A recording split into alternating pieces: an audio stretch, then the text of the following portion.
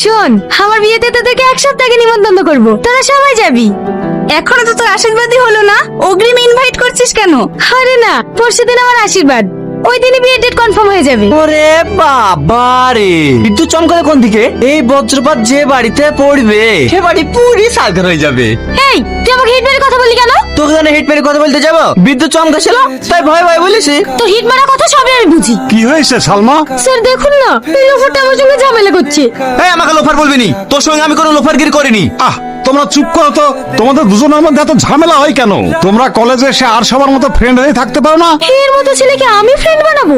Impossible. তোর মতন friend না আমার পায়ের নিচে 100টা গড়ে বেড়ায়। এই তুই কি বললি? আরে ও কিচ্ছু বলেনি, ক্লাসে টাইম হয়ে যাচ্ছে, চলো। হ্যাঁ মা বলো। আজকে তুই বাড়ি আসবি নি? না মা, আজকে যাব না। মধু, তোকে যে কথা বলেছিলাম সেই আংটির ব্যাপারে, ওটা কি হয়েছে? হ্যাঁ মা, টাকা ম্যানেজ হয়ে গেছে। এত টাকা কোথায় পেলি? স্কলারশিপের কিছু টাকা ছিল, আর বান্ধবীর সাথে কিছু টাকা ধার নিয়েছি।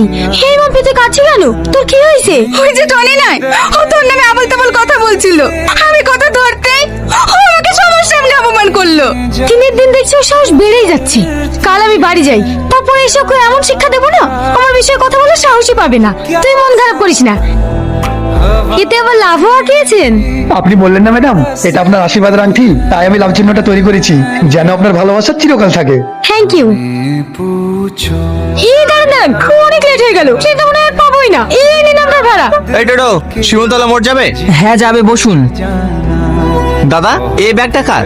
এক্ষুনি একটা মেয়ে নেমে গেল, ওরই হতে পারে। আচ্ছা দাদা, মেয়েটা কোন দিকে গিয়েছে? আপনি ওকে পাবেন না, ট্রেন ধরার জন্য তাড়াতাড়ি চলে গেছে। তাহলে ব্যাগটা, আচ্ছা ব্যাগটা আপনার কাছে রেখে দেন, আপনি পুলিশ স্টেশনে জমা দিয়ে দেবেন। পুলিশ? ও ওইসব চক্করে আমি পড়তে